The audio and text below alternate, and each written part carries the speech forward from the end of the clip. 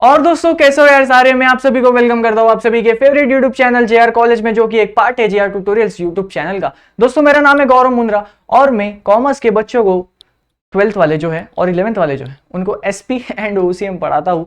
और दोस्तों ये जो लेक्चर है मैं मेरे प्यारे किसके लिए 12th के एसपी बच्चों के लिए लेके आया हूँ। तो जो मैथ्स वाले हैं आप जा सकते हो, जो ओसीएम वाले आप भी जा सकते हो, लेकिन जो मुझसे एसपी पढ़ना चाहता है वो प्लीज यहाँ पे आ जाइए। लेसन नंबर 2 का ऑफिशियली आज हम इस लेक्चर में इसको एंड कर देंगे और ये लेक्चर का हमने टाइम लिमिट सेट कर रखा है। हम ये लेक्चर को 15 मिनट से ज्यादा बड़ा नहीं बनाने वाले, ठीक है। तो मेरे दोस्त मैं क्या बोलूंगा, आज ये जो लेक्चर आप देखोगे ना, ये आपके इसमें से क्वेश्चंस पता है कहां से बनेंगे। मैं थोड़ा सा एनालिसिस कर रहा था ये पूरे टॉपिक को। जब मैंने एनालिसिस किया तो मुझे समझा कि ये टॉपिक जो है ये 4 या 2 मार्क के लिए नहीं आएगा। ये क्वेश्चन जो है 1-1 मार्क के लिए डिफाइन वाले क्वेश्चन में आ सकता है।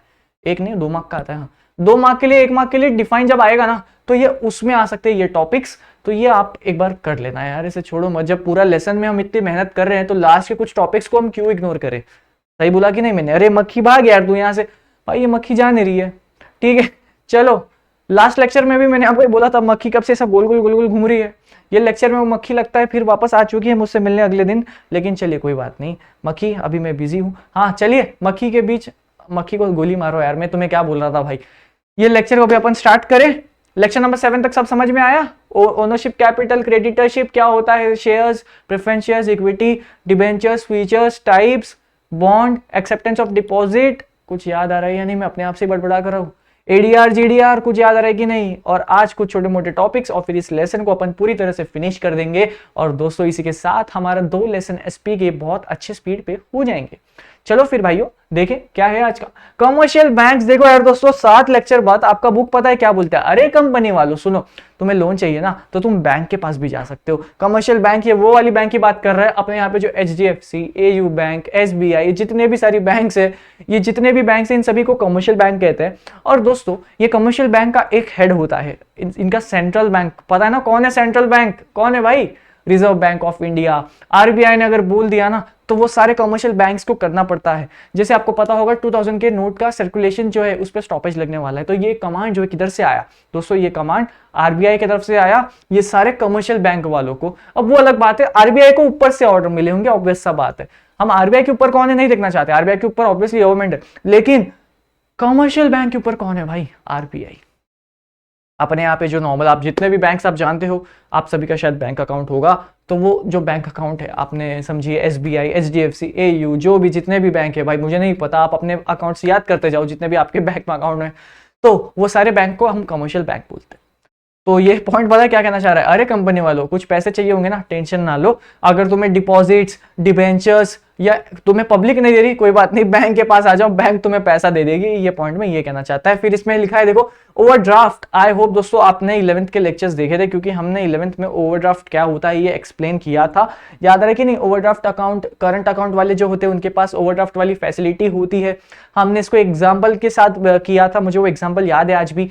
कि हम एकदम ऐसे बड़ी सी मीटिंग में गए थे, सारे इन्वेस्टर्स बैठे थे मस्त एकदम ऐसा सूट वूट पहन के, कोट वोट पहन के, एकदम चश्मा लगा के, फुल एकदम ऐसा हीरो वाला वॉक कर ही रहा था मैं। और मैं किसी एक बड़े आदमी से मिला, उसने मेरे को बोला कि थोड़ा सा पेमेंट कर दो यार, बड़ा आदमी लग रहा है। तो बोला ठीक है भाई कर दूंगा। मैंने अपना बैंक अकाउंट खोल के देखा तो भाई नेगेटिव में बैलेंस था। अब मैं डर गया, क्या करूँ? पेमेंट तो करनी पड़ेगी भाई, बेइज्जती हो जाएगी। इतना ब्लेजर वेजर पहन के आया हूँ, बेइज्जती हो जाएगी। मेरे अकाउंट में पूरे के पूरे 100 रुपए थे और मुझे जो चीज खरीदनी थी वो पूरी 10,000 रुपए की थी। और मुझे 10,000 लोग देख रहे हैं, अभी ये पेमेंट करेगा भाई, बड़ा आदमी है, जेआर चैनल पे पढ़ाता है, ये बड़ा आदमी है, अभी पेमेंट करेगा। देख मैं 10,000 लोगों के सामने जब मेरे बैंक अकाउंट 100 रुपए का मैं सब बैंक अकाउंट निकालूंगा, मेरी क्या इज्जत रह जाएगी? रह जाएगी कुछ? हाँ कुछ रह जाएगी? बोलेंगे क्या सर जेआर कॉलेज पे पढ़ाते हो, 100 रुपया बैंक अकाउंट में, कैसा अभी क्या आदमी है तुम? अब मुझे उनको क्या पता है कि यार मैं फ्री में पढ़ाता हूँ, मेरे पास तो इतने भी 100 भी ज्यादा हो गए। लेकिन अब तुम समझो यार, सिचुएशन समझो मेरी। अब इसमें क्या होता है ना, बैंक जो है आपको ऐसे सिचुएशन में बाहर निकालती है। बैंक अलाउ करती है कि आप अपने अकाउंट में कुछ हद तक नेगेटिव बैलेंस रख सको। बैंक क्या बोलती है, ऐसे कुछ इमरजेंसी सिचुएशन में अगर आपका अकाउंट जो है बाई चांस जीरो से, और आपको जीरो है, आप उसके बाद उसका पेमेंट भी करना चाहते हो किसी को, तो आप कर पाओगे। एक बैंक जो है लिमिट सेट कर देती है, लाइक आप -5,000 तक पेमेंट कर सकोगे, -10,000। जितना बड़ा कस्टमर बैंक उतना बड़ा नेगेटिव अमाउंट का जो है वो देती है मार्जिन, ठीक है। चला ओवरड्राफ्ट, ठीक है भाई, इस पे समझ नहीं लगाऊंगा मैं ओवरड्राफ्ट क्या होता है। ये 12वीं के बच्चे हो तुम, आई होप तुम्हें पता है ओवरड्राफ्ट क्या होता है। कूटूंगा भाई अगर तुमको ये नहीं पता। जैसे ये कंसेप्ट कुछ बढ़िया सा है, कैश क्रेडिट, ये हम पहली बार सीखेंगे, तब इसको मजा आएगा। आ जाओ अपने फॉर्म में, तुम्हारा भाई सिखाएगा। बच्चा सुनो, ये हो मेरा प्यारा बच्चा भोला। ये भोला है दोस्तों, इस भोले के पास एक प्रॉपर्टी, ये जो प्रॉपर्टी है ना, समझो ये एक लैंड है। ये लैंड की कीमत पता है कितनी है? 10 लाख रुपीस। बड़ी सस्ती सी लैंड कहां मिल गई भाई, मुझे बता दे, मैं खरीद लूं। लेकिन बैंक अकाउंट तो अपना 100 रुपया है। हाँ, तो भोला जो है 10 लाख रुपए की इसको एक लैंड है इसके पास। ये जाता है दोस्तों बैंक में,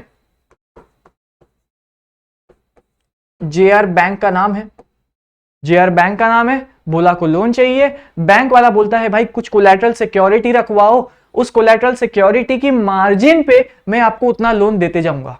मैं आपको ऐसे तो लोन नहीं दे रहा, लेकिन अगर आप अपनी प्रॉपर्टी को हमारे पास रखवाओगे ना दोस्त, ये प्रॉपर्टी आप हमारे पास रखवा दो, तो ये प्रॉपर्टी क्या करता है, बैंक यहां पे रख लेती है।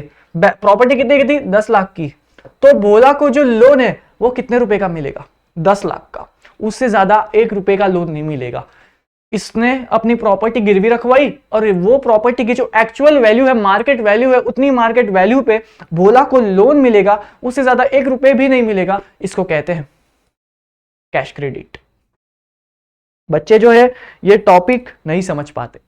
आप ये समझो, किसी एक पर्सन के पास प्रॉपर्टी, उसने वो प्रॉपर्टी गिरवी रखवाई, वो प्रॉपर्टी की जितनी वैल्यू थी ना, उसको मैक्सिमम उतने ही एक्सटेंट तक लोन मिलेगा, उससे ज्यादा एक्सटेंट तक लोन नहीं मिल सकता। जैसे ये प्रॉपर्टी 10 लाख की है, भाई तुझे 10 लाख का ही लोन दूंगा, और अगर तू 10 लाख में से वापस मुझे रिटर्न नहीं करता तो ये प्रॉपर्टी जो है मैं बैंक रख लेगी अपने पास। समझो, भोला को यहाँ पे 12 लाख रुपए का लोन चाहिए था, क्या बैंक देगी? बिल्कुल नहीं देगी। प्रॉपर्टी का वैल्यू कितना है? 10 लाख। तुझे लोन कितना मिलेगा? 10 लाख। उससे ज्यादा 1 रुपया नहीं मिलेगा। भोला अपनी 10 लाख की प्रॉपर्टी रखवाता है और वो आता है और लोन मांगता है सिर्फ और सिर्फ 1 लाख रुपए का। क्या बैंक को देने में कोई प्रॉब्लम होगी? नहीं, बिल्कुल प्रॉब्लम नहीं है यार। 1 लाख ले भाई, तू अभी और 9 लाख तक ले सकता है, उससे ज्यादा नहीं ले सकता, क्योंकि प्रॉपर्टी जो है वो सिर्फ और सिर्फ 10 लाख रुपए की है। इसको कहते हैं कैश क्रेडिट। आई होप आपको समझ में आया। कैश लोन सीधी सी बात है भाई, कैश के रूप में मैंने आपको लोन दे दिया। अरे जो नॉर्मल लोन नहीं होता, बस वही।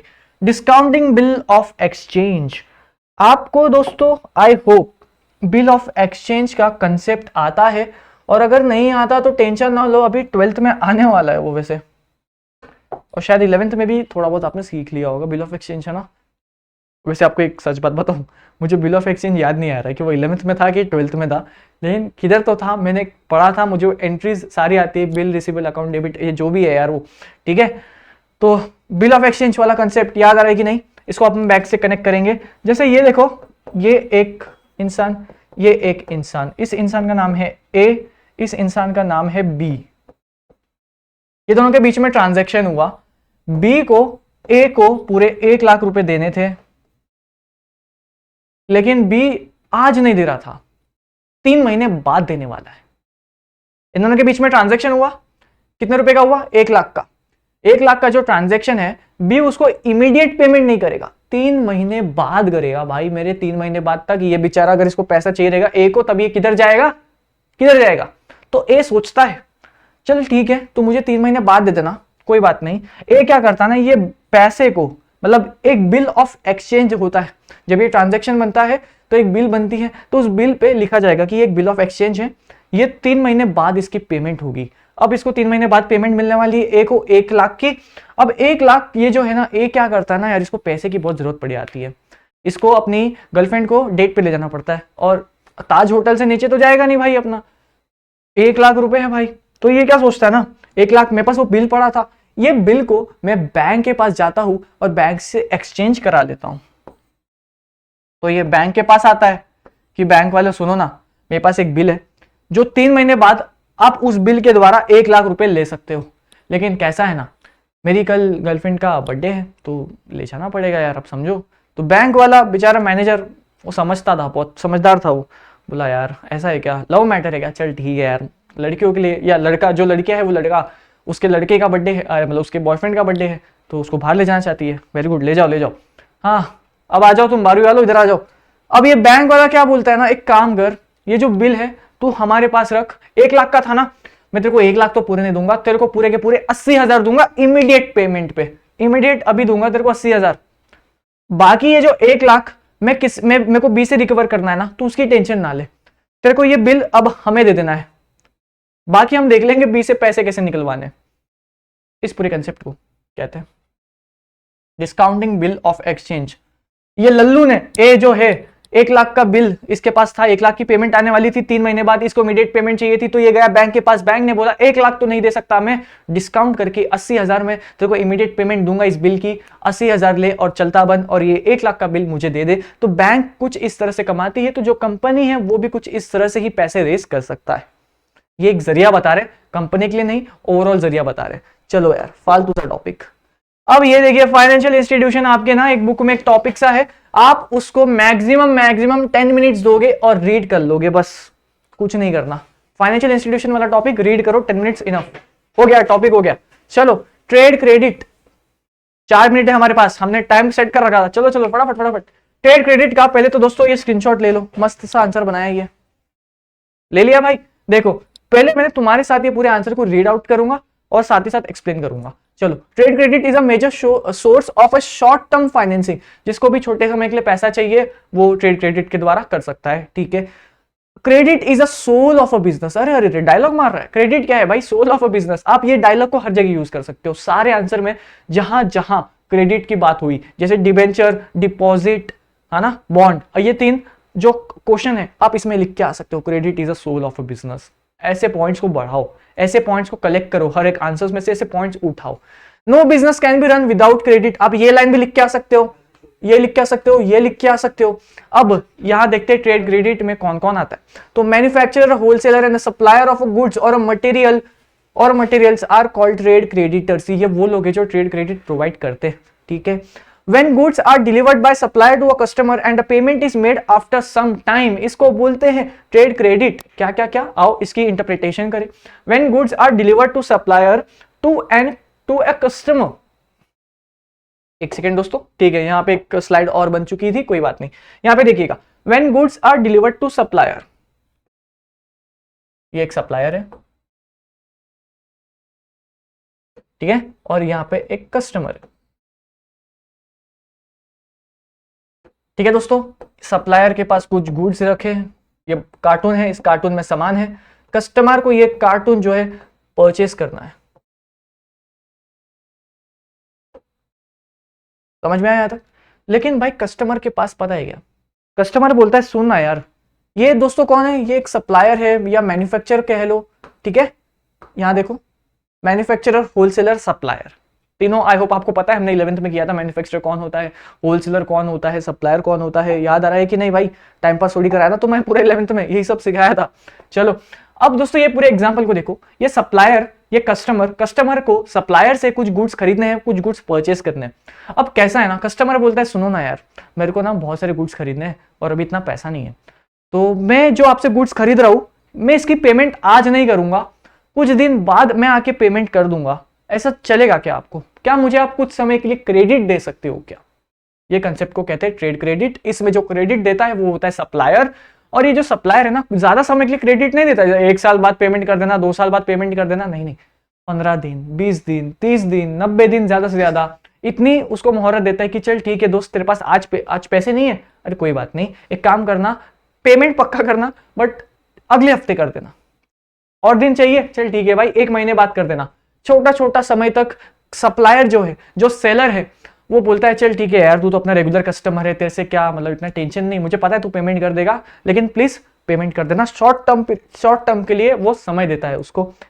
इस पूरे कंसेप्ट को कहते हैं, अरे क्या हो रहा है, इस पूरे कंसेप्ट को कहते हैं, क्या कहते हैं? Trade credit.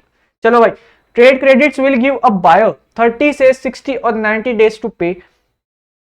अब यहां पे देखो, ट्रेड क्रेडिट में क्या हुआ, ये कस्टमर को समय मिल चुका है कि आज इसको इमीडिएट पेमेंट नहीं करनी, ये गुड्स की कुछ समय बाद कर देगा। ये कुछ समय बाद क्यों करेगा? क्योंकि भाई होलसेलर, सप्लायर, मैन्युफैक्चरर ने इसको बोला है, तू तो अपना रोज का कस्टमर है, कोई बात नहीं यार, क्या बात हो गई अपने में, 90 दिन बाद देना। इस पूरे कंसेप्ट को कहते हैं दोस्तों ट्रेड क्रेडिट। एंड इसी के साथ हमने एसपी के लेसन नंबर 2 को बहुत ही अच्छे तरीके से कंप्लीट कर दिया है। दोस्तों आप ये समझो लेक्चर नंबर 8 जो है ना ये डिफाइन द फॉलोइंग में आ सकता है, इससे बड़े क्वेश्चंस नहीं आएंगे। और लेक्चर नंबर 7 तक सब कुछ इंपॉर्टेंट था। लेक्चर नंबर 8 को यार चाहिए ना आप इसको 2-3 बार देखना, बस ज्यादा नहीं।